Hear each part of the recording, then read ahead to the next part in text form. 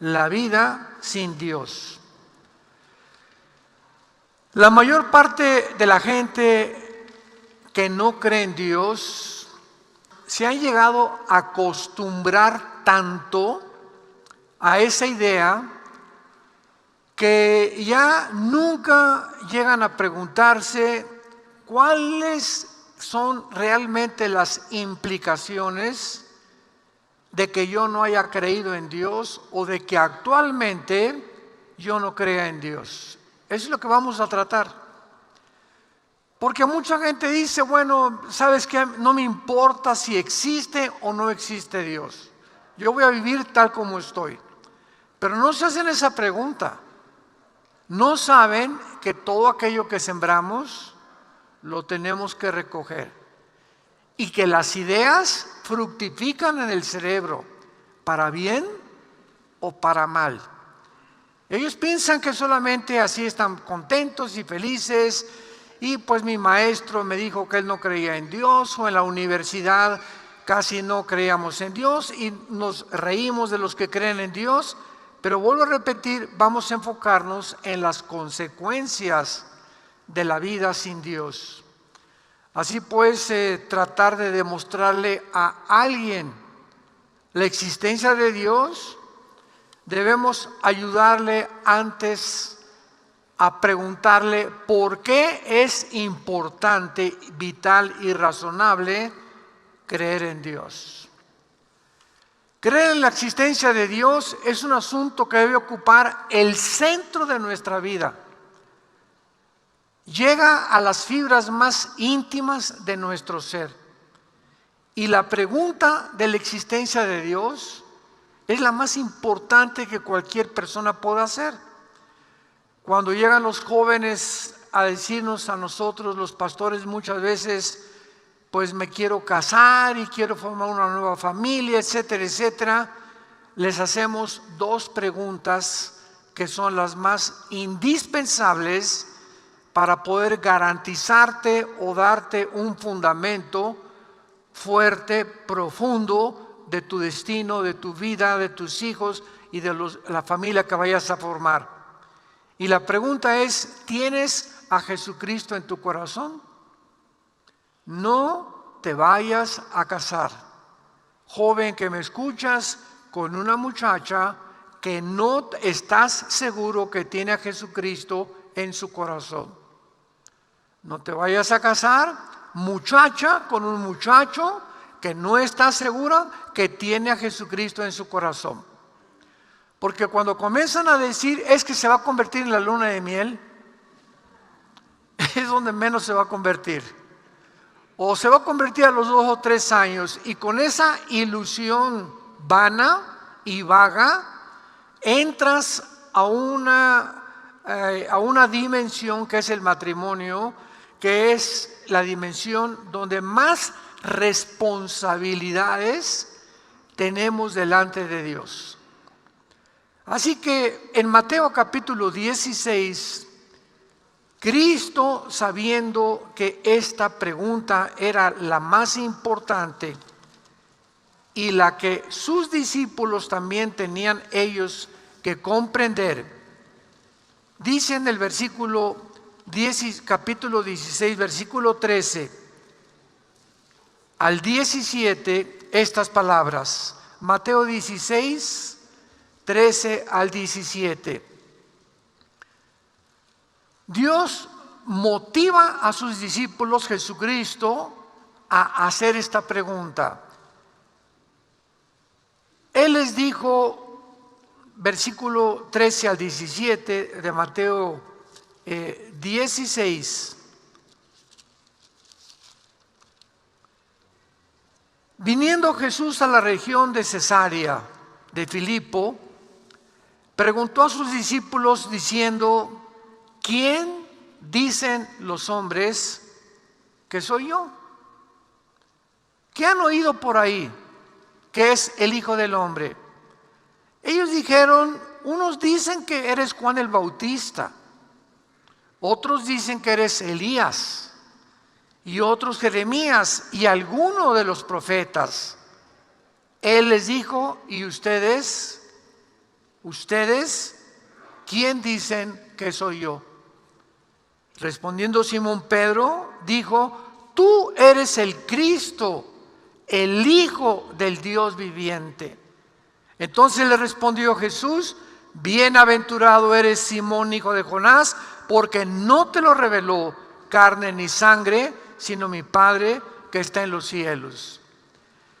Y actualmente tú has notado, como joven principalmente, que les preguntas a tus compañeros o en la escuela, a los maestros, periodistas, políticos, cantantes, artistas: ¿quién dices tú que es Cristo? ¿Y qué nos responden? Pues para mí es uno de los grandes líderes religiosos. Y lo clasifican entre Buda, entre Mahoma, entre Mahatma Gandhi y entre todos los demás líderes religiosos. Otros te dicen que llegan al colmo, es que fue el más grande revolucionario. Y es el que realmente apoyó el comunismo, porque él venía por los pobres y porque él no quería y él odiaba a los ricos. Todas estas respuestas son una ignorancia impresionante. Otros dicen: bueno, fue un gran maestro de moral. Entonces la gente tiene diferentes opiniones de la persona de Jesucristo según lo que han oído de otras personas que no son cristianas, que nunca han leído la Biblia, o a través de la televisión o de las películas, y deforman el carácter de la persona del Hijo de Dios. Y esta pregunta es la más importante que tú tienes que contestar. Si alguien te preguntara ahorita en una entrevista afuera: ¿tú quién dices o quién crees que es Jesucristo? Y tú haces esta respuesta, pues yo pienso que fue como el Che Guevara, o un revolucionario, un gran maestro de moral, un gran líder religioso. Esto significa que no conoces a Jesucristo como tu Señor y como tu Salvador. Simplemente es una figura pública que impactó el mundo de diferentes maneras, pero tú no has entendido quién es Él. Y cuando Cristo le dice a Pedro: bueno, eso es lo que dice la gente, dicen que soy profeta, que soy Elías, pero tú Pedro, ¿quién dices que soy yo?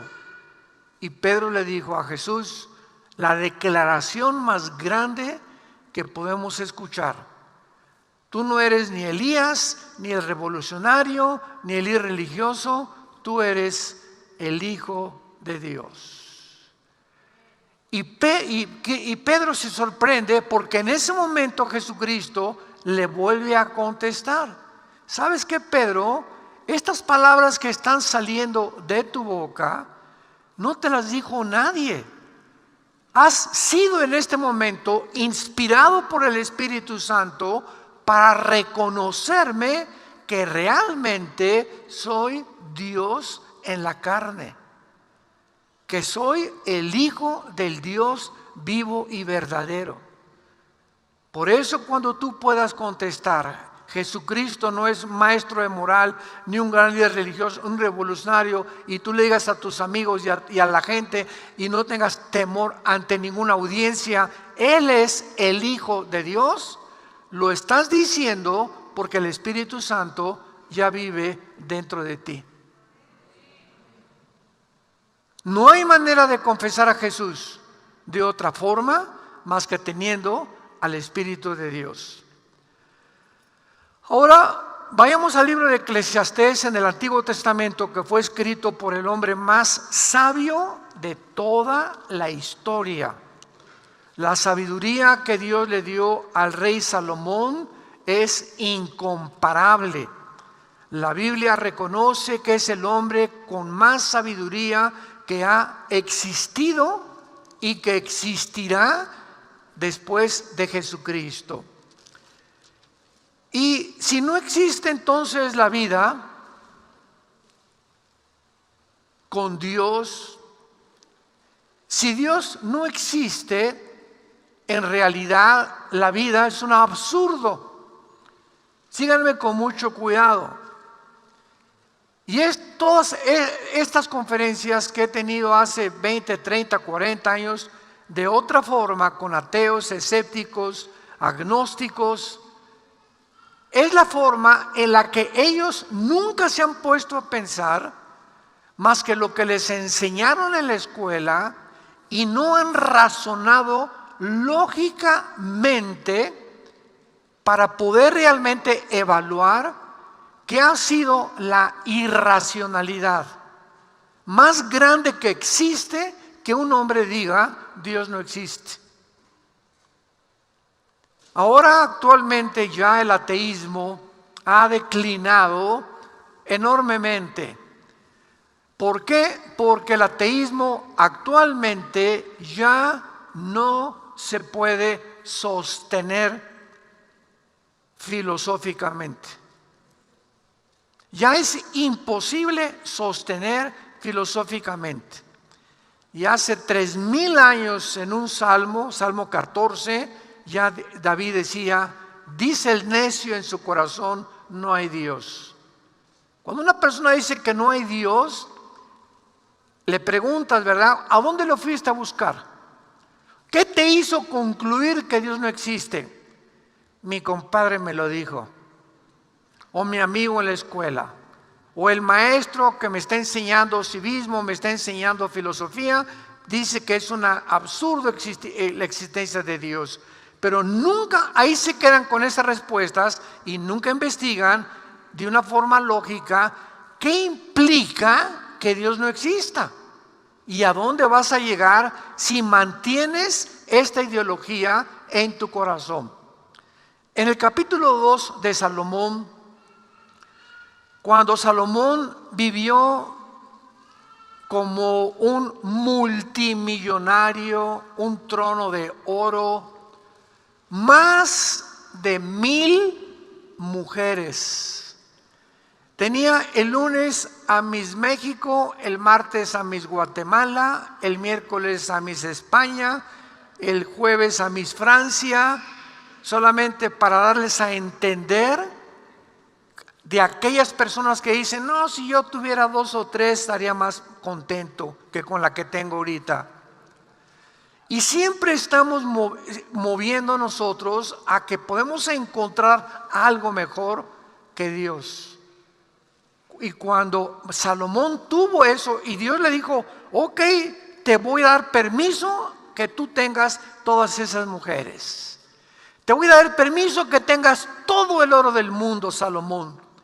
Porque cuando tengas todas esas cosas y todos los vinos y los payasos que tenía y los cantantes que lo estaban entreteniendo siempre y los viajes que él hizo, etcétera, etcétera, y las relaciones políticas que desarrolló Salomón en el Medio Oriente, después de que tuvo todo eso, escribió el libro de Eclesiastés.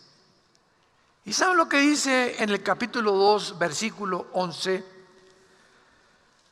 Miré yo luego todas las obras que había hecho en mis manos y el trabajo que tomé para hacerlas, y he aquí todo era vanidad y aflicción de espíritu y sin provecho debajo del sol.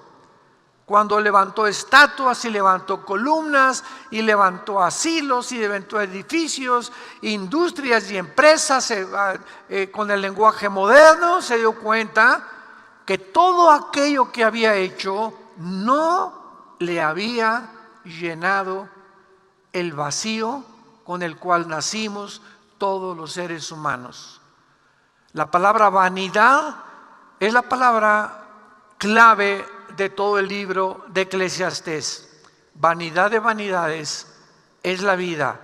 ¿Y saben lo que significa la palabra vanidad en el hebreo? Escríbelo, significa vaciedad. Vacío. Todo está carente de propósito, significado y de valor fuera de Dios en la Biblia. Luego en el versículo 15 dice Salomón, entonces dije yo en mi corazón, ¿cómo sucederá al necio? me sucederá también a mí.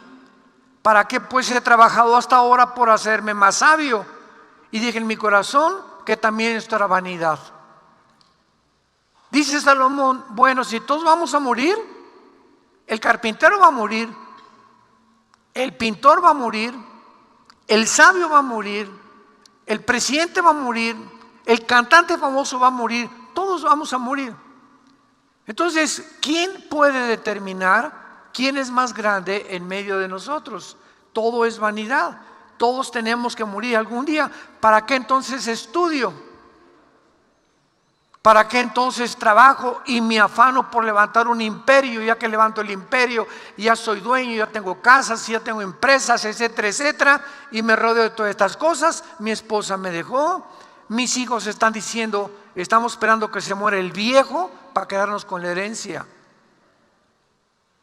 Y cuando llegan todas estas personas a este punto, descubren que su vida fue un vacío.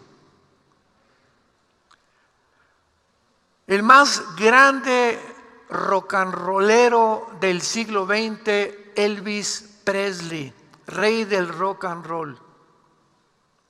Antes de cumplir 50 años, tenía una fila de mujeres en la esquina de su casa en Memphis, Tennessee, esperando acostarse con él, pasar una noche con él.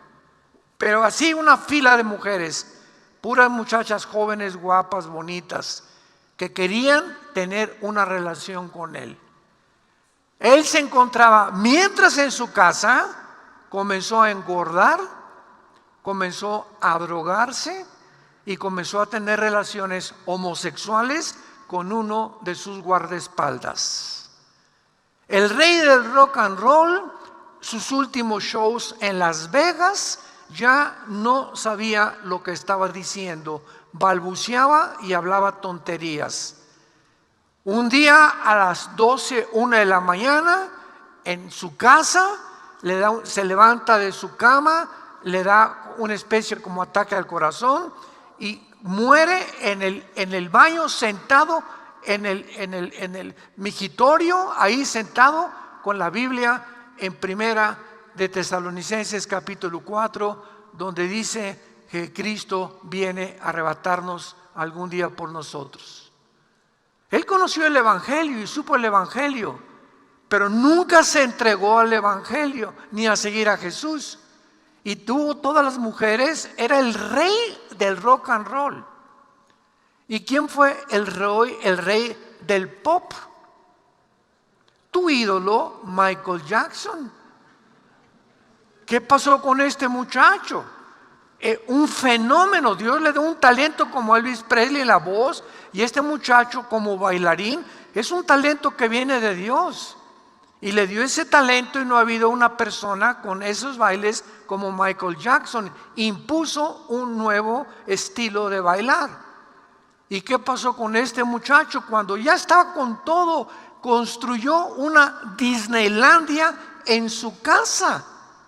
Tenía juegos para los niños y se dio cuenta que no tenía atracción por las mujeres, que no tenía atracción por los hombres, tenía atracción por los niños. Era un pedófilo, un pederasta. Violó a más de 35, 40 niños y los invitaba a su casa y los papás se los prestaban. Oye, vas a pasar vacaciones con Michael Jackson. ¿Qué niño no quiere estar ahí en los juegos y en las rebaladías que tenía y en los tratos y los videos que tenía? Y violaba a los niños en su cuarto. Y después de que él muere, sacan a la luz, las coladeras se abren porque no hay nada que pueda quedar encubierto. Y descubren que el artista al que todos admiraban, era una persona enferma, que al morir él dijo: yo no sé si soy hombre o soy mujer. Todos estos ejemplos simplemente nos muestran que nosotros adoramos y admiramos a gente que creemos que porque tienen fama y publicidad y dinero han logrado el éxito en las vidas. Y la Biblia nos dice todo, absolutamente lo contrario.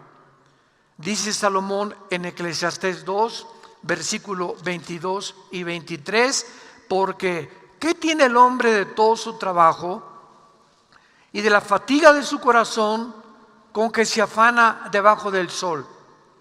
Porque todos los días no son sino dolores y sus trabajos molestias. Aún de noche su corazón no reposa. Esto también es vanidad.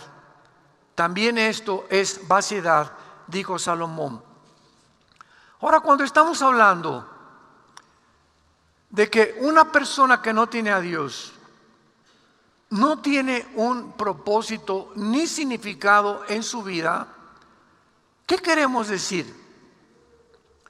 En primer lugar, la palabra significado significa algo verdadero por lo cual tú quieras vivir. Es lo que significa: mi vida tiene un significado. Actualmente la mayor parte de los jóvenes en el mundo entero no tienen un significado para vivir. Es impresionante en Estados Unidos y en Europa y en Japón principalmente la cantidad de suicidios de muchachos entre los 12 y los 23 años de edad. Nunca en la historia el índice de suicidio había aumentado tanto. Jóvenes que no tienen un significado y que no creen que haya un significado para seguir viviendo. La pregunta es: ¿cuál es tu significado o qué crees que te va a dar significado en tu vida? ¿Hacerte rico, dinero? ¿Es lo que la mayoría de la gente cree? ¿O fama? ¿O poder?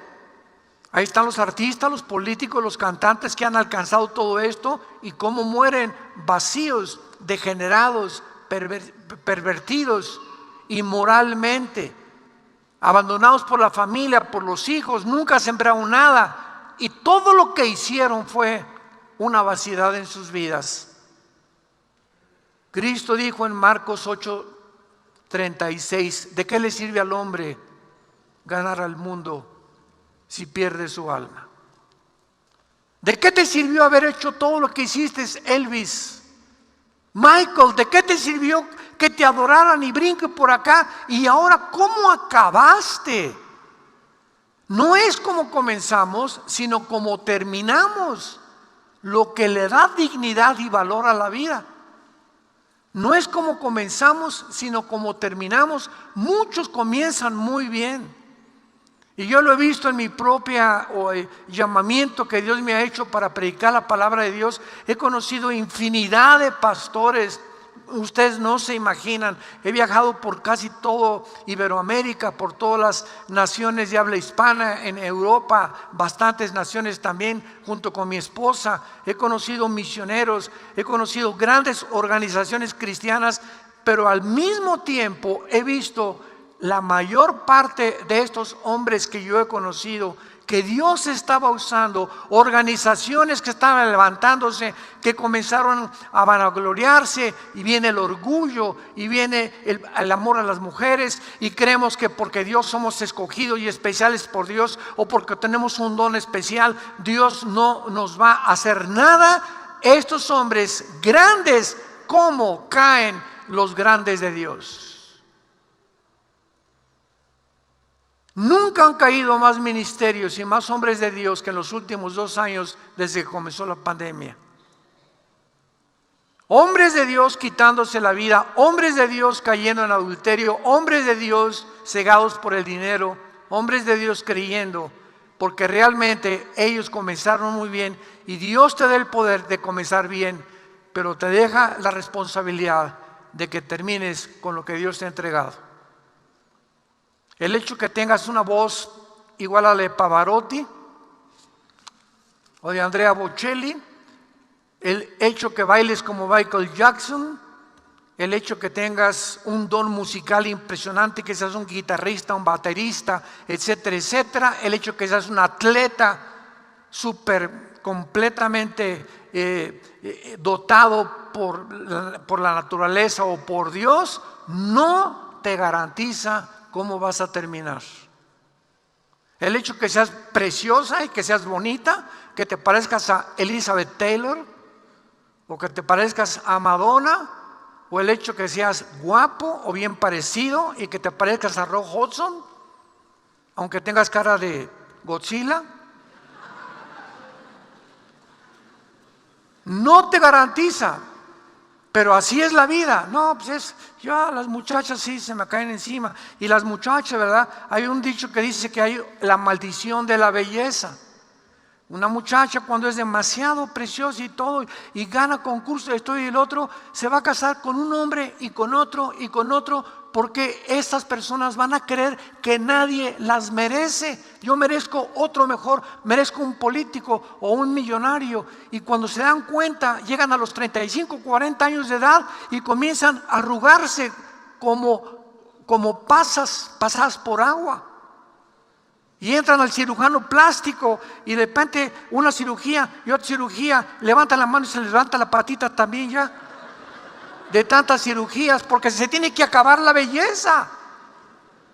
Ya a los 55, 60 años de edad ni quien se fije en ti, y cuando te das cuenta que ya en el espejo no eres la que creías que ibas a ser toda la vida, como dijo Madonna cuando cumplió 52 años, dice: yo si llego a los 60 años me quito la vida, no soportaría no ser adorada ni reconocida. Elizabeth Taylor fue la mujer considerada más bella del siglo XX. 9 esposos, la chulis. 9 esposos. Porque uno y otro y otro y otro, y por más, fue lo que le dijo Cristo a la mujer de Samaria en Juan capítulo 4. Se encuentra con esta mujer, llevaba 5 maridos, buscando que algún hombre la pudiera satisfacer, buscando que una mujer te creas que te va a satisfacer, buscando crees que vas a encontrar otra cosa que te va a satisfacer, y no hay nadie más que Dios.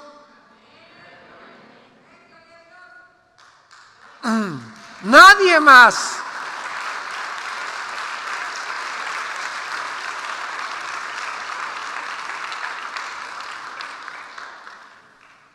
Jesús le dijo a la mujer de Samaria: mujer, de esta agua sigue buscando hombres y vas a seguir teniendo sed. No hay nada en la vida que pueda satisfacer la sed que tenemos de Dios. Dice en Eclesiastés 3:11: Dios puso la eternidad en tu corazón y en mi corazón.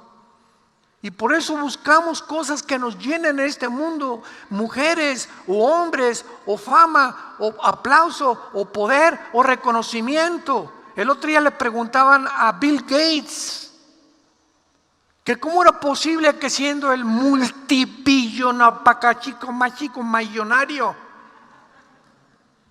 ya no hay forma de decir ni billonario, ni trillonario, ni quinquillinario, porque no hay nadie que tenga más dinero que él. Todas las industrias farmacéuticas son de él, la Organización Mundial de la Salud la controla él, las Naciones Unidas la están controlando también ellos. Increíble. Le preguntaron: ¿qué? ¿Por qué? ¿Por qué? O sea, ¿por qué haces lo que haces? ¿Y saben lo que contestó? Es que ahora quiero poder. Poder. Entonces imagínate que están estos hombres así con el mundo, como reyes, y los presidentes, están todos completamente controlados, la mayoría, por una élite de multimillonarios que existe, y ven al mundo. ¿Y cuál es la ambición del mundo? Alejandro el Magno, Napoleón Bonaparte, Aníbal, Saddam Hussein, Hitler, Mussolini, José Stalin. Todos los grandes hombres y dictadores de la historia han tenido todo lo que quieren de dinero, pero lo que ellos quieren es poder. ¿Poder de qué? Poder de controlar más a los seres humanos. Sentirse que son dioses y que tienen el control de las naciones. o el control de sus imperios, como el rey Nabucodonosor en el libro de Daniel. No les basta ya el dinero, ahora quieren poder, y por eso hacen las cosas que están haciendo actualmente.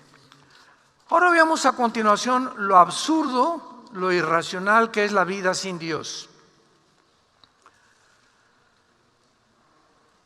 En la física hay una ley que se llama la ley de la entropía.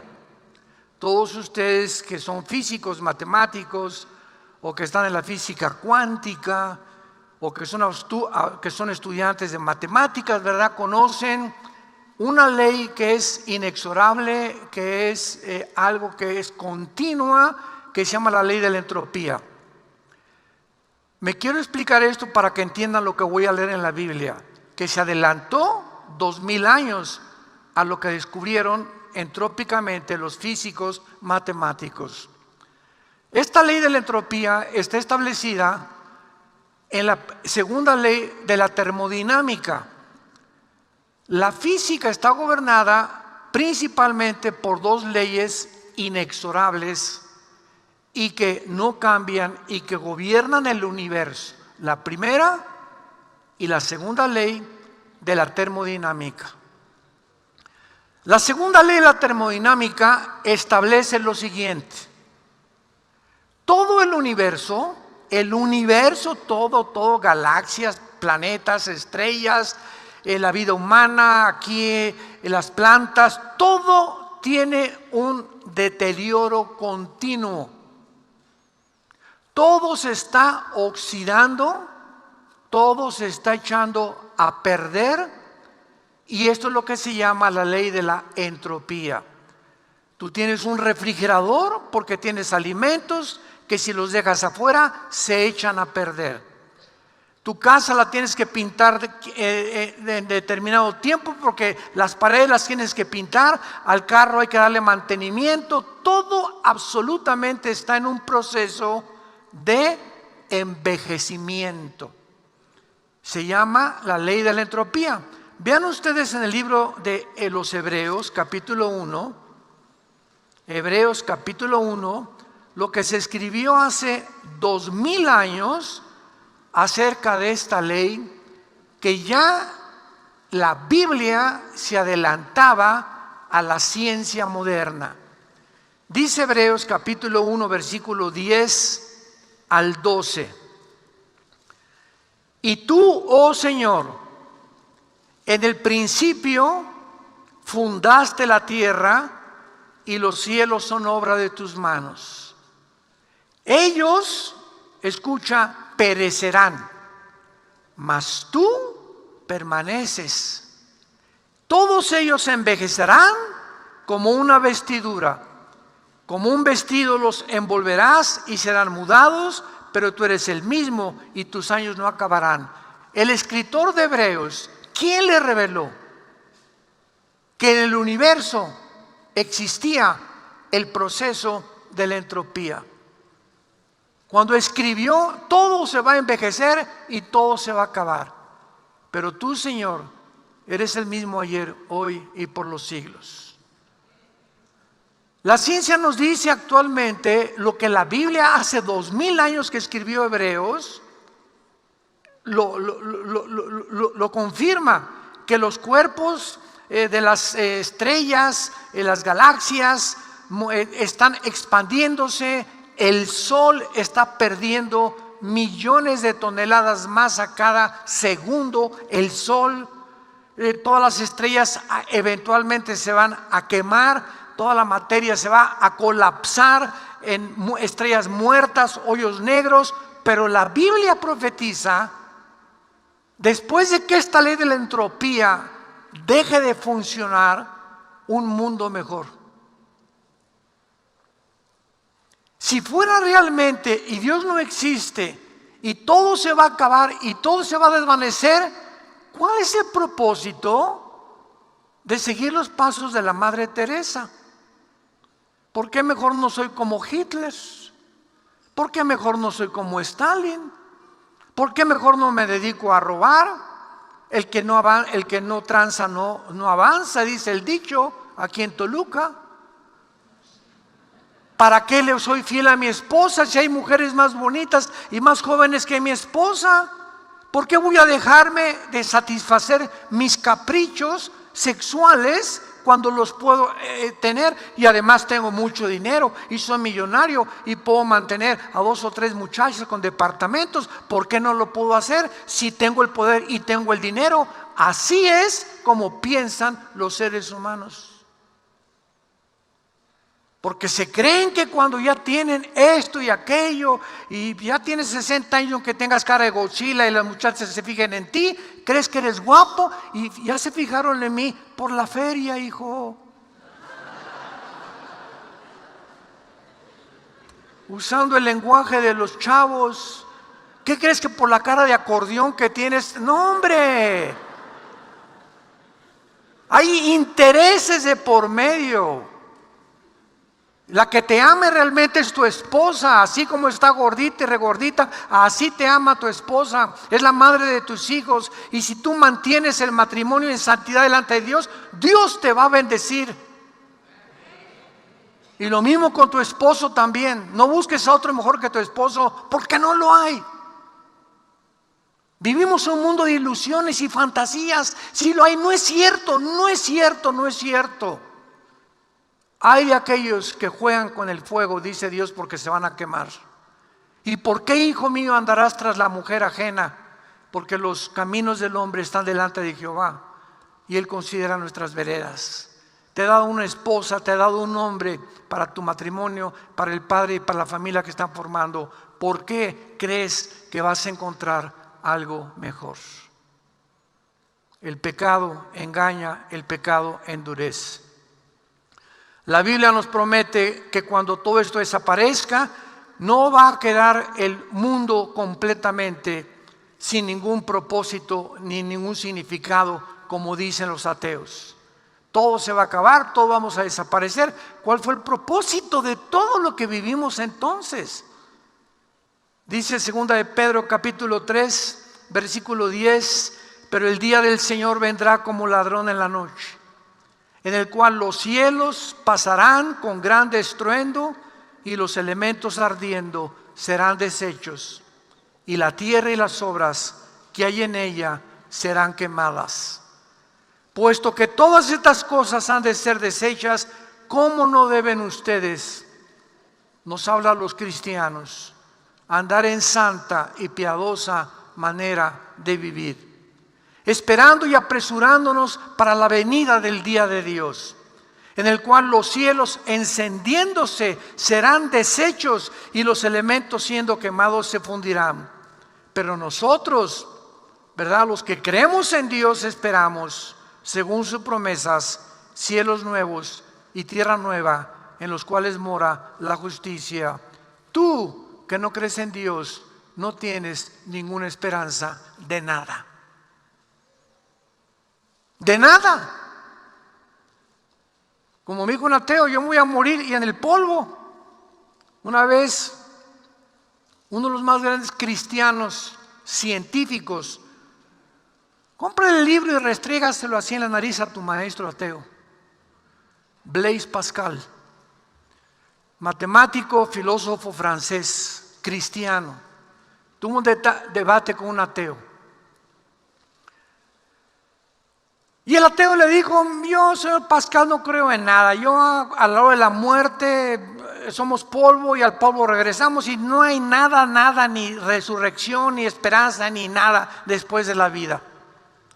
Y Blaise Pascal, reconocido y sigue siendo como uno de los más grandes matemáticos de toda la historia y físico-matemáticos, le contestó al ateo: bueno, señor ateo, si usted cree en eso, y mi Señor Jesucristo tuvo realmente la razón de que hay una resurrección y vamos a seguir viviendo después de la muerte, ¿qué amolada se va a llevar usted? Porque si usted tiene razón, yo no pierdo nada. Pues si usted tiene razón, nos vamos al polvo, no perdí nada. Pero si Jesucristo tiene razón, usted acabará en el infierno. Así que prefiero seguir a Jesús. Esa es y se llama lógica elemental. O sea, salimos ganando. Si no es cierto, no perdimos nada. Pero si es cierto, qué amolada y qué susto se van a llevar los ateos y los que creyeron que la vida era simplemente vivirla para esta realidad. Ahora, si todo está condenado a la destrucción, entonces, ¿qué importa, verdad, que podamos nosotros tener esperanza? Dice Apocalipsis 21, vi un cielo nuevo y una tierra nueva, porque el primer cielo y la primera tierra pasaron y el mar ya no existía más. Yo, Juan, vi la santa ciudad, la nueva Jerusalén, descender del cielo de Dios, dispuesta como una ataviada esposa para su marido. Y oí una gran voz del cielo que decía: he aquí el tabernáculo de Dios con los hombres, y Él morará con ellos, ellos serán su pueblo, y Dios mismo estará con ellos como su Dios. Enjugará Dios toda lágrima de nuestros ojos. Y ya no habrá muerte, ni habrá más llanto, ni clamor, ni dolor, porque las primeras cosas pasaron. Y el que estaba sentado en el trono dijo: he aquí, yo hago nuevas todas las cosas. Y me dijo: escribe, porque estas palabras son fieles y verdaderas. La palabra de Dios. Esta es la esperanza que tenemos nosotros los cristianos.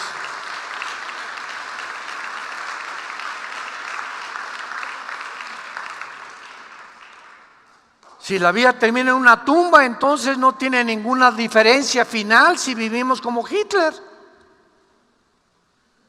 como Stalin, o como la Madre Teresa, o como el apóstol San Pablo.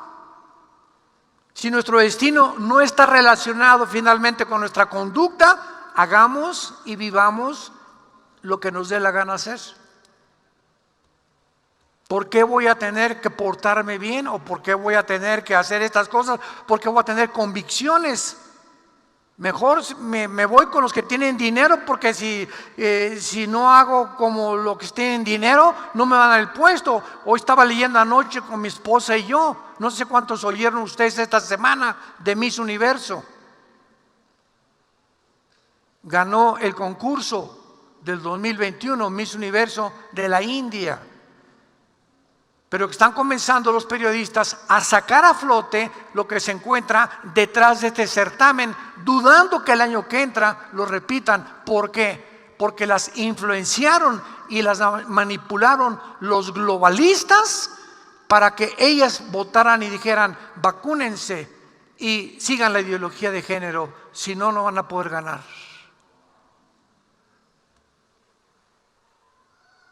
¿Cuántas de ellas se vendieron? No lo sabemos. ¿Cuántas de ellas, cuando las pasaban a decir, no dijeron lo que sentían en el corazón por miedo se inscribieron en este concurso? Y todas querían ser Miss Universo, pero los intereses se antepusieron y la mayor parte de ellas se vendieron para seguir concursando.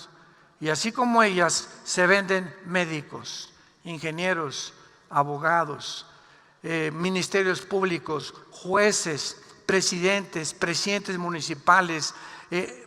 Vivimos en un mundo donde todos, por los intereses de no perder la posición y el dinero, se venden, sacrifican sus intereses morales porque no los tienen, y siempre se van donde va la corriente, donde va la conveniencia del interés político y el interés monetario.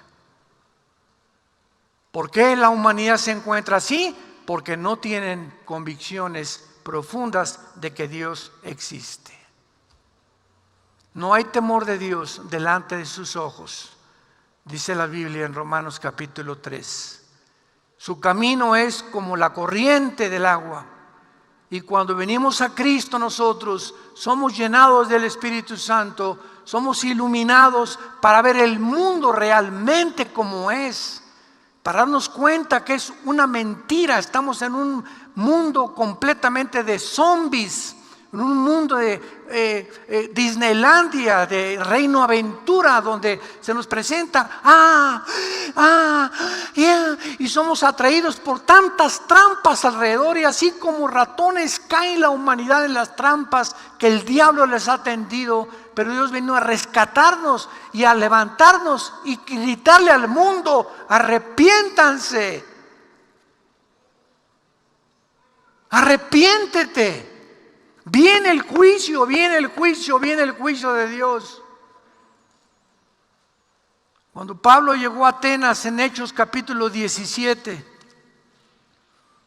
a los filósofos griegos, conocidos por su cultura y su razonamiento y su filosofía, dice en Hechos 17 el apóstol Pablo, versículo 30, pero Dios, habiendo pasado por alto los tiempos de esta ignorancia, ahora te manda. Escucha, es una orden. Dios te manda en todo lugar que se arrepientan, por cuanto ha establecido un día en el cual juzgará al mundo con justicia. Dios ha establecido un día. Damas y caballeros, viene más rápido de lo que te imaginas el día del juicio para ti y para mí. Y ahí ya va a ser demasiado tarde para millones de seres humanos que pasarán eternamente la oscuridad, las tinieblas, el lloro y el crujir de dientes. Ya no habrá ninguna otra oportunidad después de que tú mueras. Dios ha establecido un día del juicio por aquel varón a quien designó dando fe a todos con haberle levantado de los muertos. Cuando Jesús venció la tumba y se levantó hace 2000 años, ahí en la tierra de Galilea, Dios estaba diciendo: ahí está mi hijo, volvió a vivir. Vean, el cuerpo deshecho era un guiñapo humano en la cruz. En la cruz Cristo era un monstruo. Completamente el látigo romano se le enrollaba 3 o 4 veces con puntas de hueso y de fierro, y cuando el soldado jalaba el látigo arrancaba los tejidos subcutáneos del pecho y de la espalda a todos los reos y a todos los convictos a ser crucificados. Las espinas que le penetraron 2 o 3 pulgadas en la cabeza, los clavos en las manos. Cristo era un guiñapo humano. Dice el Salmo Isaías 52, no había buen parecer en él. Nadie hubiera reconocido al Hijo de Dios desbaratado de los golpes de las orejas, de los golpes que le dieron en el pretorio romano, la tortura que atravesó. ¿Por qué era un monstruo en la cruz? ¿Por qué lo que hace el pecado nos hace monstruos?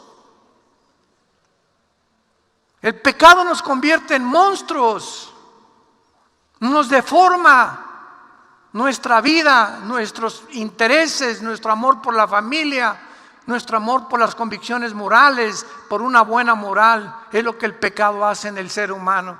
Y Él vino a dar su vida por ti y a resucitar. Y cuando resucitó Cristo, ahora Dios tiene y te dice: tú ya no eres ignorante. Te he dado la capacidad de escoger entre el bien y entre el mal. Y aquí les pongo la bendición y les pongo la maldición. Para que seas tú, tal vez en esta mañana, y los que nos escuchan a través de los medios de comunicación, para que seas tú, no tu abuelita, no tu papá, no el pastor, no el papa. Tú tienes que ser una criatura responsable moralmente para que tú escojas la bendición o la maldición. Y no hay más que 2 caminos, no hay 3 caminos. Ancha es la puerta que conduce a la perdición y la mayor parte de los hombres van por ella, pero angosta es la puerta que conduce a la salvación y pocos son los que entran por ella. ¿Y sabes por qué pocos? Porque son los pocos que tuvieron valor. Me sorprende que en Apocalipsis 21:8, ¿sabes quién encabeza la lista de los condenados? No los homosexuales, no los transgénero, no los traficantes de drogas, no aquellos que tú, borrachos, parranderos y injugadores. Los que encabezan la lista de los pecadores en la Biblia son los cobardes. Los cobardes encabezan la lista en Apocalipsis de los que Dios va a condenar. Porque se necesita valor para decir: voy a seguir siendo fiel a mi esposa. Se necesita mucho valor. Ese es un hombre de veras. No con tu compadre, ya tengo 2 o 3 por ahí, vámonos de farra este fin de semana. O con tu amigo o con tu amiga. Pues yo tengo relaciones con mi novio antes de casarme, ¿verdad? Esa no es tu amiga. Son evangelistas y son personas que el infierno manda a nuestras vidas para arrastrarnos y convencernos que ahí está la bendición y que ahí está la felicidad. Dios ha establecido un día del juicio y tú tienes que arrepentirte de tu vida. Tienes que reconocer que eres pecador, que has violado las leyes de Dios, que te has burlado de Dios.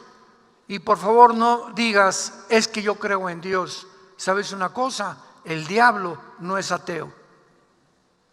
Los demonios fueron los primeros que reconocieron a Cristo. Tú eres el Cristo, el Hijo del Dios viviente. Cristo los mandó callar. ¿Qué quiero decir? Que no basta decir creo en Dios y vivir como si Dios no existiera. ¿De qué te sirve si creer en Dios? Pero mira tu conducta, mira tus hechos, mira tu amor por la familia. Si dices creo en Dios es porque sigues a Jesús. No basta creer. La fe sin obras es muerta. Tenemos que evidenciar con un cambio de vida, con una transformación profunda en nuestra vida, que realmente le hemos entregado la vida al Hijo de Dios. En esta mañana tú tienes la oportunidad de hacerlo y te pido que inclines tu cabeza. Y así, con tu rostro inclinado, la vida sin Dios, hemos podido reflexionar. Es una vaciedad, es un absurdo, es la más grande irracionalidad que el ser humano pueda concluir, que no existe un ser supremo que nos haya creado y que tenga el derecho de juzgarnos a los vivos y a los muertos en el día que Él ha establecido y que viene más pronto de lo que nos imaginamos. En esta mañana Dios te pide y te dice: yo te amo. De tal manera Dios amó al mundo que dio a su Hijo unigénito. Hemos estado estudiando en esta serie La vida sin Dios, que una persona que tiene muchos años sin creer en Dios no sabe realmente por qué no cree en Dios. La tragedia es que si tú llegas a los 45, 50, 60 años de edad y tú mantienes esta idea en tu corazón o en tu mente, hay cierta edad en la que te vas a enfrentar con una realidad. Y la realidad es la siguiente: ¿de qué me ha servido no creer en Dios? ¿Cuáles han sido los resultados?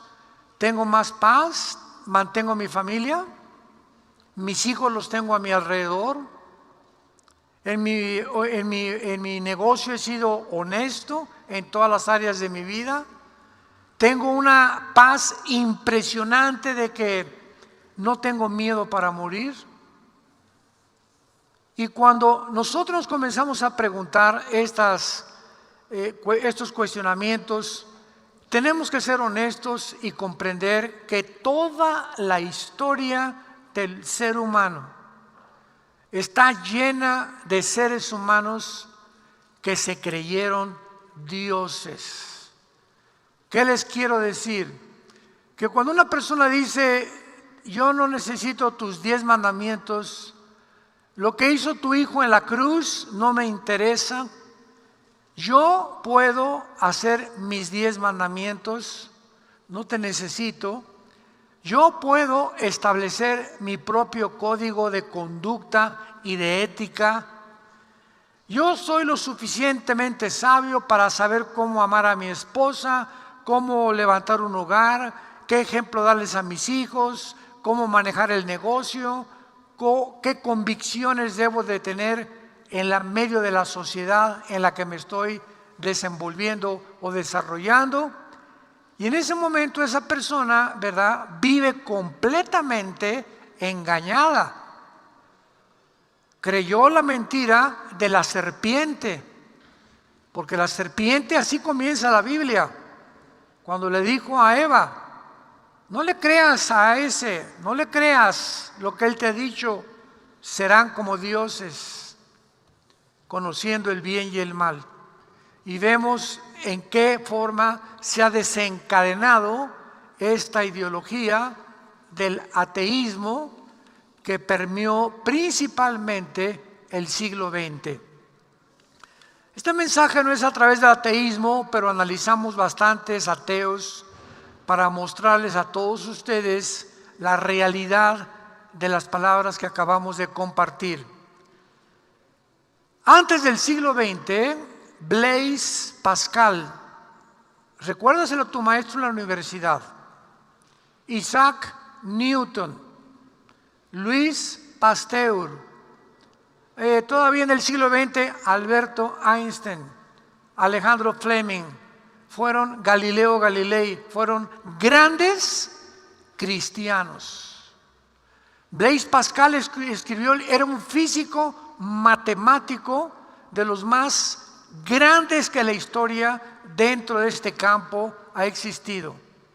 Isaac Newton, con las leyes de la gravitación que descubrió, eran cristianos y escribieron devocionales y eran apasionados por la Biblia. Pero entramos al siglo XX y viene la Primera Guerra Mundial, viene la Segunda Guerra Mundial y el mundo entra en una especie que se llamó de angustia, de desesperación. Llegamos a la época de los 60s, donde fue la época en que asesinaron al presidente John Kennedy en la ciudad de Dallas, 1962. El famoso grupo musical inglés, los Beatles, comenzaron a tener de maestro y de gurú al Maharaji de las filosofías orientales. El Maharaji, al llegar a visitar a los Beatles en Los Ángeles, dijo: Dios está aterrizando en Los Ángeles. Les comenzó a enseñar que podían ellos ser dioses también. Los invitó a la India y cuando regresó John Lennon de la India, confesó públicamente que fumaba marihuana. George Harrison, el otro guitarrista, comenzó a decir que tenía viajes de LSD o dietilamida de ácido lisérgico. Creo que hasta peyote fueron a Huatulco, Oaxaca, a comer. Bueno, ¿verdad? Le entraron a todo. Y toda esa época, 60, 70, la juventud entró a una nueva dimensión que se llamó las drogas. Aunque siempre ha habido, ¿verdad?, pero nunca como en los 60s, 70s. Yo recuerdo en esa época, mis mejores amigos, yo no iba a ninguna fiesta en esa época. Yo tenía como 14, 15 años de edad, no iba a ninguna fiesta donde no se fumara marihuana. Matrimonios, jóvenes, mis maestros se las tronaban. Iban todos a comprar de la Golden de Acapulco porque era la mejor marihuana que había, y en Oaxaca también. Y todo este mundo psicodélico, que así le llamaron los psicodélicos, dieron entrada a los grupos como los Rolling Stones, ACD, y todos estos grupos de música metálica, satánica, que trataron, ¿verdad?, a través de la música comenzar a introducir letras en sus canciones que decían: suicídate, mastúrbate, divórciate, no le creas a Dios. Y todo esto hizo que el mundo entrara en el ateísmo. Y así tenemos en el siglo pasado, ¿verdad?, que al principio Carlos Darwin postuló la famosa a finales del siglo XIX, la famosa teoría de que no somos más que gusanos, no somos más que caracoles, no somos más que changos o animales evolucionados. No hay infierno, no hay cielo, no hay resurrección de entre los muertos. La moral, tú haz la moral que tú crees ante tus ojos que es bueno y lo que es malo. Y todo esto trastornó completamente las universidades. Todas las universidades del siglo XX y aún bastantes del siglo XXI siguen enseñando la teoría de la evolución. Y ahorita en el siglo XXI estamos comenzando a descubrir muchos intelectuales y muchos filósofos, muchos maestros, de que es increíble lo enferma que está la sociedad. Vivimos en un mundo enfermo, completamente psicópatas, donde ya están diciendo, ¿verdad?, que oiga, maestro, perdón, ¿usted tiene grados universitarios? Sí, tengo un doctorado en ciencias políticas, doctorado en filosofía, soy físico matemático. Con los títulos que usted tiene, ¿cómo se atreve? ¿En qué mente cabe que usted siga creyendo y enseñando que venimos de los animales, cuando la física, la biología y la genética? ¿Me está escuchando, maestro ateo? Sí. Estas tres áreas del conocimiento y estos tres campos de disciplina contradicen científicamente la evolución. En la física, la segunda ley de la termodinámica, que es la que establece todos los principios físicos, el mundo no podría existir si no se hubieran inventado o descubierto la primera y la segunda ley de la termodinámica. Y la segunda ley de la termodinámica establece que el mundo se encuentra en un periodo de descomposición, de oxidación. Todo se está echando a perder. Tú te estás muriendo celularmente. El sol pierde millones de toneladas más a cada segundo. Entonces todo esto nos habla que no hay una evolución, hay una contraevolución. En lugar de ir ascendiendo, está el universo descendiendo. En lugar de que el ser humano mejore, el ser humano cada día su carácter es deteriorado más y más y más, porque hemos llegado al siglo XXI con la creencia. Aun cuando por su falta de principios y honestidad intelectual, maestros físicos, matemáticos, científicos siguen enseñando eso, sabiendo en sus conciencias que es una mentira, lo hacen porque no les conviene, por la putrefacción y la falta de integridad profesional que tienen. Y como siguen creyendo eso, ya se juntó un grupo de científicos ateos. Actualmente en el siglo XXI, diciembre, estamos del año 2021, se acaba de juntar un grupo, escuchen esto, que están tratando de desarrollar y mejorar y crear a otro ser humano. Se llama transhumanismo e inteligencia artificial. Si somos seres evolucionados, pues debemos seguir evolucionando, vamos a seguir para arriba. Y ahora vamos a tratar de mejorar al ser humano mezclando el ADN de seres humanos o con embriones, con ADN de vampiros, de murciélagos, de changos, de cabras, de leones, etcétera, etcétera, y mezclar y tratar de darle a un soldado, convertirlo en un super soldado.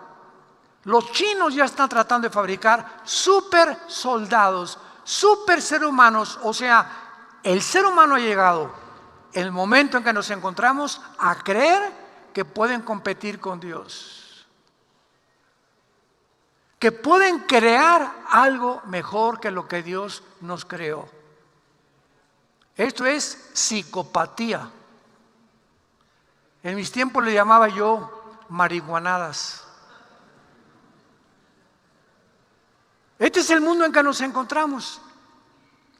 Y ahora están tratando, ¿verdad?, a través del transhumanismo y la inteligencia artificial y la robotización, gracias a la tecnología, dice el creador de Facebook, Mark Zuckerberg, ahora vamos a hacer una metaversa, ya no va a ser Facebook, ahora vamos a crear un mundo virtual donde tú te metas con unos lentes y te transportes al Asia, o si quieres ver una mujer desnuda, la puedes ver, o puedes, y todo lo que tu imaginación y tus fantasías más locas y más distorsionadas y más enfermas, las puedes convertir en una realidad. ¿Saben ustedes cómo se llama esto?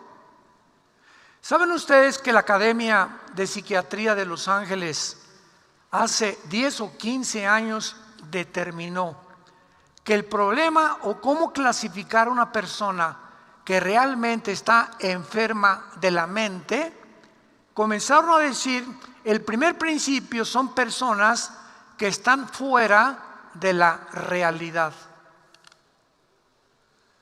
Cuando tú sigues creyendo que eres la Cenicienta, Alicia en el País de las Maravillas, y que vas a ser rico, y que tú tienes que, porque tienes esto y el poder y la fama y la influencia de como eres político o cantante, de tener amantes y hacer lo que te da la gana, cuando comenzamos a imaginarnos que podemos crearnos una fantasía y que puede haber una mujer mucho mejor que con la que yo tengo, puede haber un hombre mejor con el que yo tengo, puede haber otra cosa mucho mejor. Ese mundo fantástico es una irrealidad que no existe. La realidad es esta. Toca suelo. Esta es la realidad. Esta es la esposa que Dios me dio. Estos son los hijos que Dios me dio. Esta es la mente que Dios me dio. Y todo para usarla para Él. No me puedo meter a una bomba de burbuja, a una bomba de jamón, al saber que va a reventar en cualquier momento. Y ese mundo que queremos crear de la irrealidad se tiene que desvanecer y va a sumergir al ser humano en una depresión y en un estado de ansiedad peor del cual se encuentra actualmente el ser humano.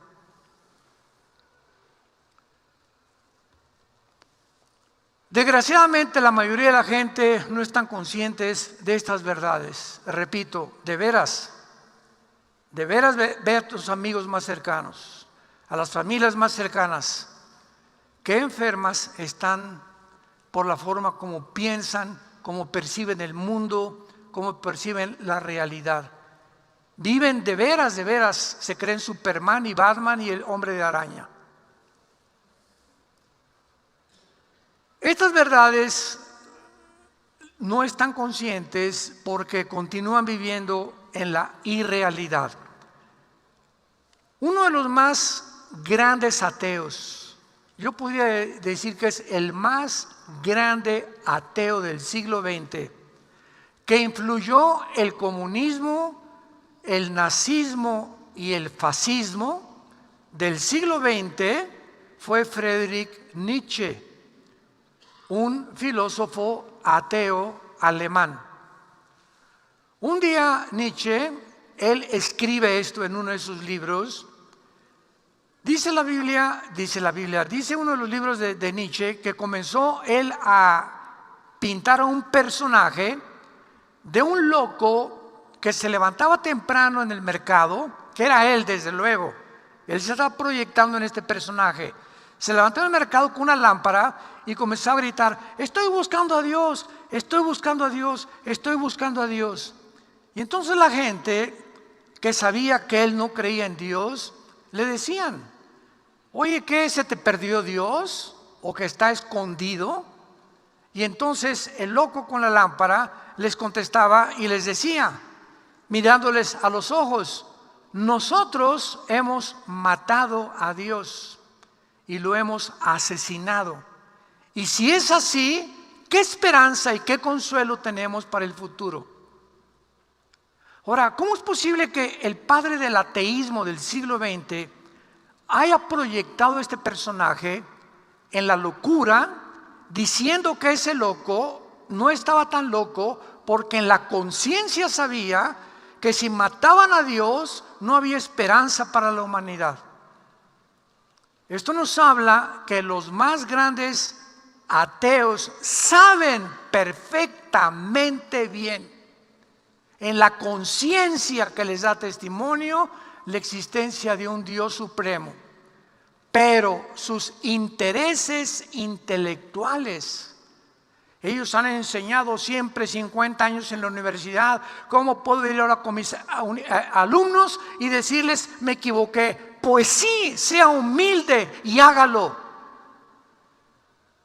¿Cómo puedo yo, después de tantas cosas, y ahora que si yo creo en Dios y veo que la evolución es una tontería, ¿qué hago? Creer en la Biblia. Y por no aceptar la Biblia, por orgullo intelectual, siguen con sus convicciones equivocadas en un mundo irreal, infectando y envenenando las mentes de sus estudiantes. Qué tristeza de personas supuestamente adoctrinadas, cultas, como decía Cantinflas, leídas y desletrados, que siguen por su falta de convicción viviendo vidas mentirosas porque tienen miedo de enfrentarse a la verdad. El famoso ateo francés, que fue ahora sí que le puedo llamar mi coach, era mi ídolo en los 60, cuando yo era ateo. Yo fui ateo. Crecí en una iglesia católica. A los 12, 13 años vivíamos en Acapulco. Me metí al seminario. Le dije a mi papá, porque fuimos educados en colegios lasallistas de San Juan Bautista de la Sal. Y nos convencieron, ¿verdad?, que la vida monástica y religiosa era la mejor para encontrar a Dios. Yo le dije: papá, yo me quiero inscribir, yo quiero ser cura. Y fui al seminario, estuve un año y ahí me convencí claramente, ¿verdad? Una vez que estaba pasando por ahí afuera lo he contado varias veces esta anécdota. Eran como las 6, 7 de la noche y yo me acuerdo que no orábamos, rezábamos: Santa María, Madre de Dios, ruega por nosotros, Padre nuestro que estás en los cielos. 15, 20 veces era el castigo que nos imponían por no comer o por cualquier cosa. Era lo que teníamos que hacer: recitar de memoria sin tener un contacto realmente con Dios, oraciones. Es mejor comprarse un perico y que mejor que lo grabe el perico y que lo haga por ti.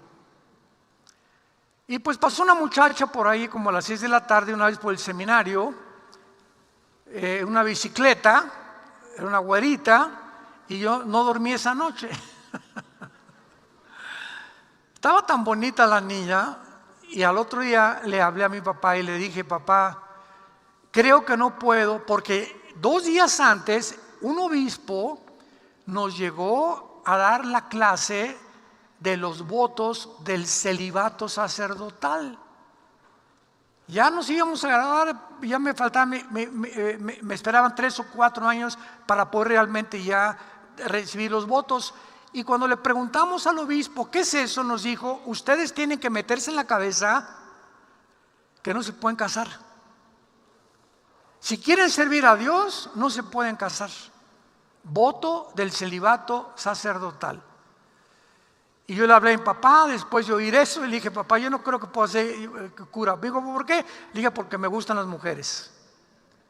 Mi papá fue inmediatamente, él nunca estuvo de acuerdo, que aunque era muy religioso, él no quería que yo me metiera eso, porque mi papá también en lo profundo de su corazón sabía las mentiras que tenía. El mejor amigo de mi papá era un cura ahí en Acapulco, que se emborrachaban juntos, y que tenía el cura un amante, y mi papá se la presentó una vez, esa amante, a mi papá. Imagínense nada más, ¿no? Entonces nos damos cuenta cuánta mentira hay en todo. Y yo me decepcioné profundamente a mi edad y abracé el ateísmo. Comencé a estudiar la dialéctica materialista, Federico Engels, la revolución comunista, el libro, ¿verdad?, que escribió acerca de todo el manifiesto comunista 1 y 2, Carlos Marx, y todas esas cosas. Formé parte de un movimiento comunista en México, etcétera, etcétera. Y esa fue la desesperación en la que yo vivía, porque no me di cuenta: el Papa roba, roba, todo el mundo roba, todo es una mentira.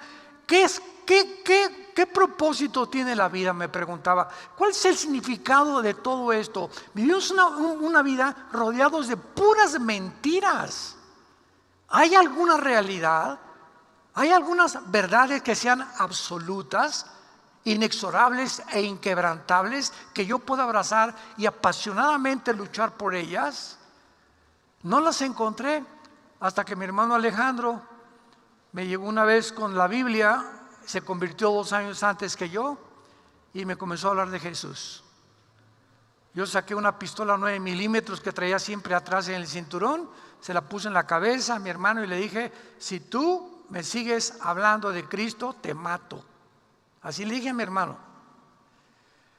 Pasaron como 3 o 4 semanas y volvió mi hermano a llegar a la casa. Estamos comiendo y me dice: ¿puedo orar por ti, hermano? Venía con otros 2 cristianos jóvenes.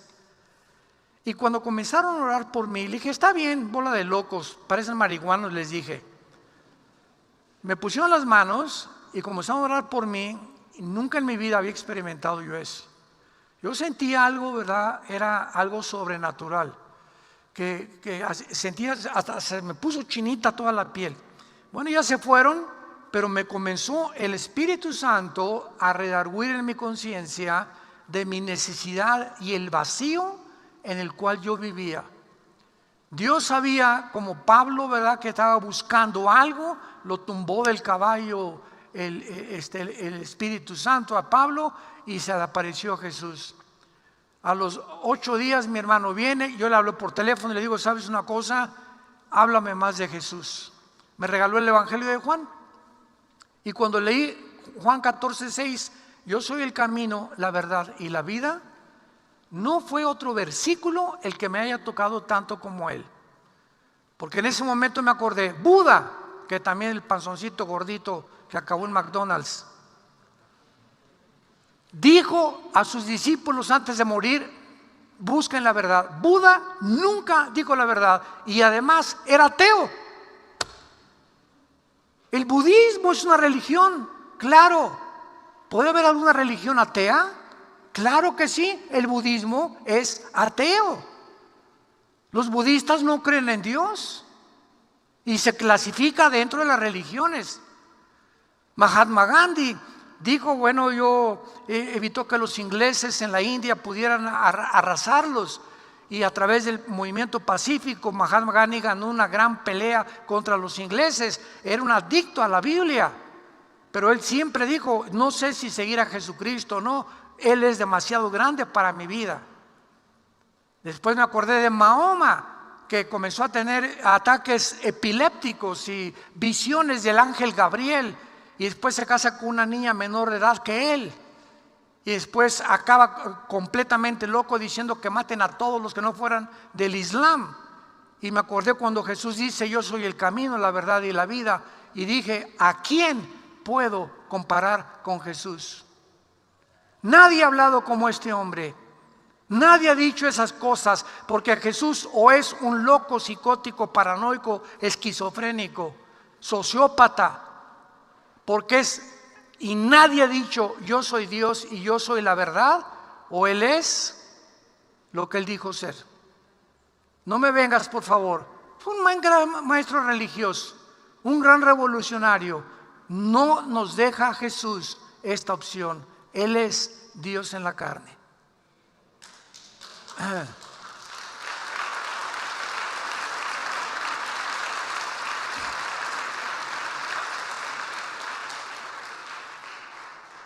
Y regresando con Jean-Paul Sartre, él escribió 2 libros principales. Sartre, este filósofo ateo en los 60s, en la época de los Beatles, los grupos de Metallica, las drogas, todo eso se envolvió alrededor de todo eso. Me acuerdo yo en la Zona Rosa, nos juntamos en la Zona Rosa en México, solamente para hablar de Marx. Y si hablabas de Dios, eras un idiota, eras un inculto, eras un ignorante, porque los cultos son los ateos. Y estaba yo en ese rollo, en esa ideología, ¿verdad? Que me creía muy culto. Y yo le decía a mi hermano cuando me comenzaba a testificar: todos son unos tontos, que Jesús fue como todos los demás.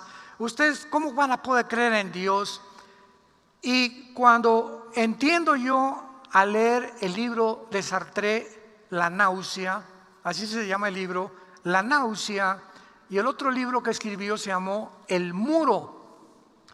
Y Sartre se le nombra el padre del existencialismo en los 60s, porque él comenzó a divulgar una ideología en Francia, en Europa, que llegó a Estados Unidos y parte de México, en que el mundo no tiene ningún significado, dice en su libro La náusea, y luego dice en el libro El muro: yo he caminado y de repente dice que parece que soñó, que vio como un muro o como una pared, donde él se acercaba y ya no podía atravesar al otro lado. Y Sartre dice lo siguiente: cuando yo llegué a esa pared, me encontré tal vez en mi sueño desesperado, porque dije, no puedo pasar esto y lo tengo que pasar. Y por eso se le llamó el profeta de la desesperación. ¿Qué fue lo que realmente estaba escribiendo Sartre? Ese muro era Dios. Y él estaba tratando de derribar con su inteligencia limitada de caracol que tenemos y la inteligencia finita que Dios nos dio, querer comprender a Dios y tratar de derribar a Dios y él pasar al otro lado y decirle a Dios: te vencí. Y acabó en la desesperación. Él escribió y dijo, Sartre: los seres humanos no tenemos más alternativa que edificar nuestra vida sobre el firme fundamento de la desesperación. Y luego en su libro La náusea, él dice: todo en la vida apesta, todo es una náusea, todos son mentiras, todos no hay, uno dice una cosa, otro dice otra cosa, los gobiernos, las religiones, unas se contradicen unas contra otras. Y todo esto lo lleva a este gran filósofo dentro de sus pensamientos, al morir, decirle a su hija, la hija de Sartre, dice su biógrafo: he pasado toda mi vida luchando contra alguien que no existe. Considero que si gasté mi vida luchando contra alguien que no existe y peleando contra algo que es invisible, desperdicié mi vida. Imagínate nada más, luchar y pasar toda tu vida luchando contra alguien que no existe y tratando de mostrar a la gente que no existe. Oye, pues es para ti, pero no trates de enseñar eso. Si para ti no existe y no es una realidad, no lo trates de compartir con los demás. Y murió gritando en su lecho antes de morir. Nietzsche, a los 40 y tantos años de edad, se vuelve homosexual. ¿Dónde acabó el padre del ateísmo? Nietzsche, en un manicomio, en un hospital psiquiátrico, corriendo. Dicen que se aventaba sobre el piano y gritaba, etcétera, etcétera. Su hermana no lo podía controlar, murió loco. Él se hizo famoso por la frase: Dios está muerto. Y le escribió en Alemania, en su casa: Dios está muerto. Cuando murió Nietzsche, alguien puso arriba: Nietzsche murió, Dios sigue vivo. nos damos cuenta que todas estas personas que han tratado de creerse que porque Dios no existe, nunca han hecho la pregunta: voy a acabar mi vida con las mismas ideas, pero ¿a dónde me va a llevar seguir creyendo esto en mi vida, con mis hijos y con mi familia? Sartre escribió también: uno puede crearse su propio significado para vivir, escogiendo libremente cualquier cosa. Y esto es completamente inconsistente, porque Sartre declaró anteriormente que la vida era un absurdo, que la vida era una náusea, que la vida era una desesperación. Así lo dijo. Entonces, ¿cómo es posible que llegue a decir que podemos crear nuestro propio significado? Y Sartre realmente estaba creando su propia ideología. ¿Y saben qué camino escogió? El camino del marxismo. De entre todas las ideas, él escogió las ideas de Carlos Marx. ¿Y a dónde lo llevaron? Aún más lo hundieron en la desesperación. Cuando Sartre descubrió que la idea principal que permeaba el comunismo era la lucha de clases, los burgueses y el proletariado. El proletariado, la clase pobre; los burgueses, la clase de los ricos. Y esta ideología se propagó en toda Sudamérica y en toda Europa.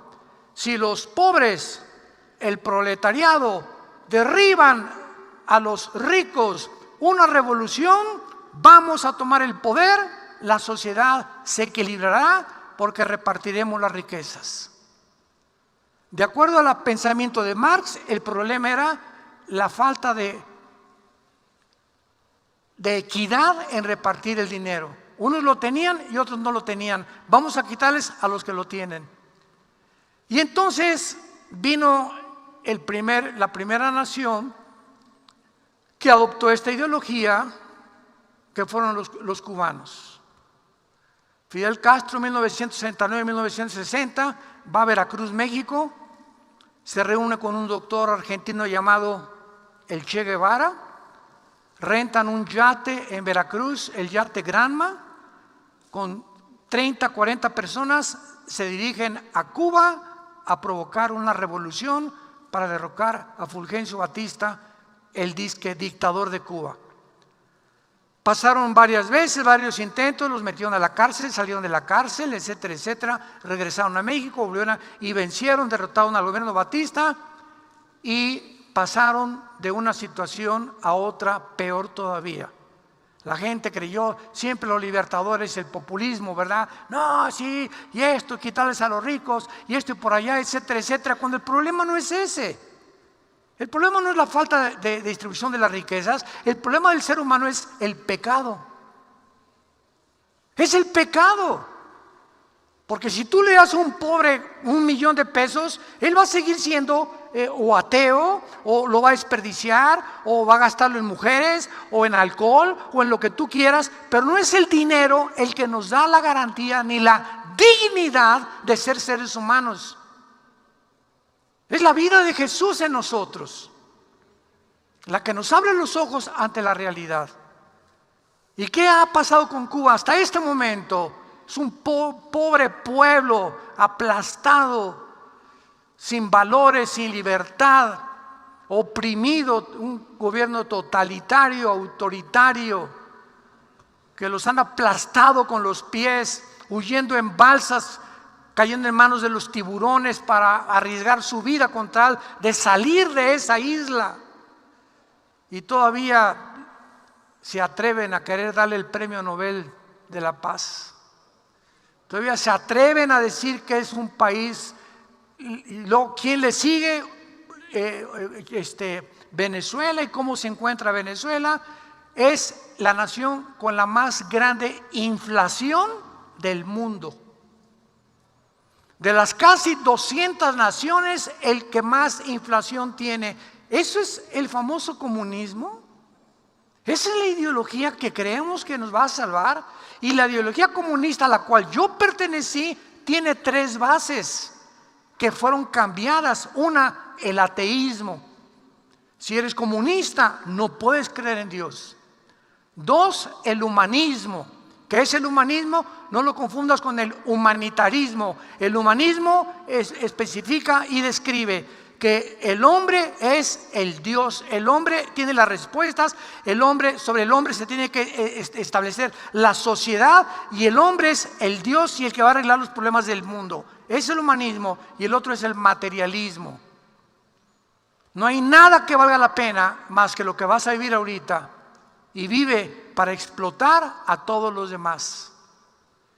Y no se puede, de acuerdo a Lenin, que en 1917 fundó el partido bolchevique e inició el comunismo en el 1917, Lenin dijo: el comunismo no puede avanzar si no matamos a la mayoría de los opositores.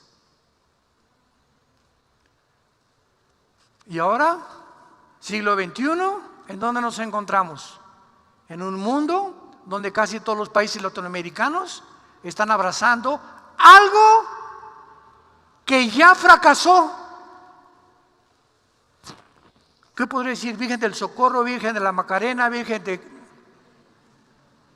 algo que ya fracasó ante nuestros ojos, que sumió a más de 75 millones de muertes en el siglo pasado. Una ideología que no funcionó jamás. La vuelven a desenterrar porque se creen dioses. Y porque simplemente continúa, ¿verdad?, el ataque y la persecución con la idea falsa de quitarle el dinero a los ricos y los pobres van a mejorar su situación, que son completamente ilusorias, son utópicas, ideas utópicas que jamás se podrán realizar. Jesucristo en la Biblia dijo: a los pobres siempre los tendrán entre ustedes, y los pobres son ricos en fe. Y en penúltimo lugar, vemos nosotros entonces que cuando los nazis tomaron Alemania, Hitler tenía un doctor llamado José Mengele. ¿Saben qué hicieron los nazis con las mujeres embarazadas y con los niños? Y no se extrañen, porque se está repitiendo. Comenzaron a hacer experimentos genéticos con mujeres embarazadas y con prisioneros, no con niños todavía. A las mujeres les arrancaban los senos para que ya no pudieran alimentar a sus bebés y saber cuánto tiempo podían vivir sin alimento. Experimentos genéticos. Cuando las mujeres gritaban por misericordia, se les decía: no se alarmen, de todas maneras tenían que morir. Eran las palabras de consuelo que los nazis les daban a las mujeres que estaban a punto de morir cuando les arrancaban los senos. Levantaron un campo de concentración que fue el más famoso en Auschwitz, donde a los judíos se les obligaron a morirse de hambre, y a otros los desnudaban, les arrancaban los dientes y les metían disque a bañarlos en cámaras de gas para matarlos como pollos. No cabe duda que si Dios no existe, entonces nuestro mundo es Auschwitz, porque no hay bien ni hay mal, todo está permitido. El gran escritor ruso Dostoyevsky, que lo mandaron a Siberia en el tiempo de Stalin por sus ideas cristianas, fue lo que escribió: si no hay Dios, todo está permitido. Ningún ateo, ningún agnóstico puede vivir consistentemente con esta filosofía de vida, porque el mismo Nietzsche, él mismo proclamó la necesidad de vivir más allá del bien y del mal. Y con Richard Wagner, el gran compositor que era el favorito de Hitler, con la ópera y los cuentos de Wagner y las valquirias de Wagner de la ópera, decía, ¿verdad?, Wagner, que por su antisemitismo y nacionalismo alemán ya no tenía nada que ver absolutamente con Nietzsche. Así que todos estos hombres que influyeron, los nazis, los fascistas, los comunistas, vemos la raíz. Un árbol, dijo Jesucristo, no puede producir mal fruto. Por el árbol lo conoceréis, por el fruto los conoceréis. Entonces veamos, analicemos, seamos racionales los sistemas, las ideologías de los hombres que hemos tratado de desenterrar, de criar, de formar. ¿Qué fruto produjeron por el amor de Dios? No te engañes, no te ciegues. Tienes una mente racional y vamos a dar cuentas a Dios. Somos seres responsables moralmente delante de Dios. Y tenemos que dar cuentas de nuestros actos. No te vendas por intereses económicos ni políticos tus convicciones morales. No te vendas. Mantén tu integridad. No importa que el mundo esté contra ti, estamos contra el mundo entero. Tenemos que levantar la verdad.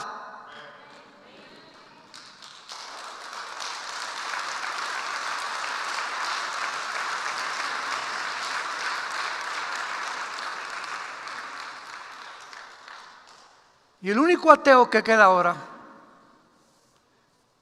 un norteamericano llamado Richard Dawkins, vive todavía. Aun cuando él niega la existencia del bien y del mal, y que solo siente una indiferencia con lástima, dice él, es un moralista. Y Dawkins comenzó a decir que no hay propósito más que el que encuentres dentro de ti mismo. Entonces, cuando yo trato de buscar dentro de mí un propósito, vean ustedes a lo que me lleva. Por eso decía, el ateísmo es insostenible filosóficamente. Tú me dices que busque el propósito de mi vida dentro de mí mismo. Espérame tantito, yo no me crié. Yo nací en este mundo, no sé cómo, un milagro, a través de mi papá y mamá, del esperma de mi mamá, del óvulo de mi mamá, vino la fertilización, fue un milagroso todo lo que, las instrucciones que trae el ADN, tú vas a hacer páncreas, tu riñón, tu estómago, tu intestino, tu piel, tu esófago, tu laringe, tu corazón, ustedes neuronas del cerebro, etcétera, etcétera. La misma concepción de un bebé en el vientre de la madre es el milagro más grande que puede haber. ¿Cómo puede ser accidente? Tiene que haber una inteligencia detrás de eso. La materia no crea la conciencia ni la vida, que es la base del ateísmo, por eso es insostenible. ¿Quién creó todo? La nada. Oye, espérame tantito, la nada no crea nada. ¿De cuál fumaste? Y si la materia fue como comenzó, la materia no piensa, la materia no tiene conciencia. Algo entre mí me dice que hay algo entre bien y el mal, que matar, que robar, que adulterar, que fornicar. Me dice, lo sé, que es malo. ¿Quién puso esa conciencia, esa voz interna dentro de mí que me dice, me trata de frenar para no descarrilarme el tren y hacer lo que me da gana en la vida y autodestruirme? Es Dios el que puso la eternidad en el corazón. Eclesiastés 3, versículo 11. ¿Cuál es entonces realmente el propósito para vivir? Jesucristo lo dijo. ¿De qué le sirve al hombre ganar el mundo si pierde su alma? Si un ateo sincero que nos está escuchando en este momento no sigue pensando, soy ateo, no niego a Dios, sino que dice, ¿a dónde me va a llevar seguir pensando como estoy pensando? Te va a llevar a autodestrucción, a tu propia autodestrucción. Y algún día tal vez escucharás y recordarás estas palabras. Y ojalá oramos que no sea demasiado tarde, porque la Biblia dice que Dios te ama, que dio su vida en una cruz por todos nosotros para que nosotros conociéramos el inmenso y eterno amor de Dios por cada criatura que Él creó. pero que al mismo tiempo nos hizo responsables y tenía que haber junto con el bien la opción del mal. Dios permite que el mal entre al universo porque si no entra el mal seríamos robots. No puede haber en un país libertad democrática si solamente hay un candidato. Tiene que haber dos candidatos para que seas libre de votar y escoger. Si no hay una opción, no hay libertad, es dictadura. Y así pasa moral y espiritualmente lo mismo. Si Dios no permite que el mal entre al universo, ¿cómo hubiéramos podido escoger el mal del bien o el bien del mal? ¿Cómo hubiéramos conocido el amor de Dios? Tú no puedes conocer el amor si no conoces el odio y la maldad. ¿Cómo hubiéramos podido amar a Cristo en la cruz y lo que hizo si el mal no hubiera entrado al universo? Dios nos pone estos paradigmas para que podamos nosotros comprender que Dios te ama, que dio su vida por ti y que en esta mañana, en esta Navidad, tú necesitas arrepentirte de tus pecados. Arrepiéntete de tu vida. No salgas por esa puerta, no te atrevas a salir en esta mañana por esa puerta como estás. El hecho que estés aquí sentado en esta mañana no es coincidencia, ni de tu mamá que te trajo, ni de tu esposa, ni de tu esposo, ni de tus hijos, ni de tus padres. Tú estás aquí porque hoy Dios te trajo. Y tal vez creo que hay muchos de ustedes que Dios les da la oportunidad por última vez en tu vida. ¿Será realmente para muchos de ustedes la última vez que Dios te hable? Cuando oigas su voz no te endurezcas. Ven a la cruz, vengan a Jesús. Vengan a la cruz, todos ustedes los están sedientos y cansados y estresados y llenos de ansiedad por un significado y un propósito para vivir que solo se encuentra en la persona del Hijo de Dios. Inclina tu cabeza y dile estas palabras con todo tu corazón a Dios. Señor mío y Dios mío,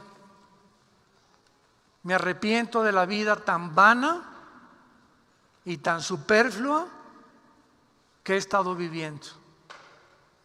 Creo que en esa cruz tu Hijo abrió sus brazos para decirme que me amaba y que Él moría y derramaba su sangre para pagar una cuenta pendiente de pecados que yo tenía.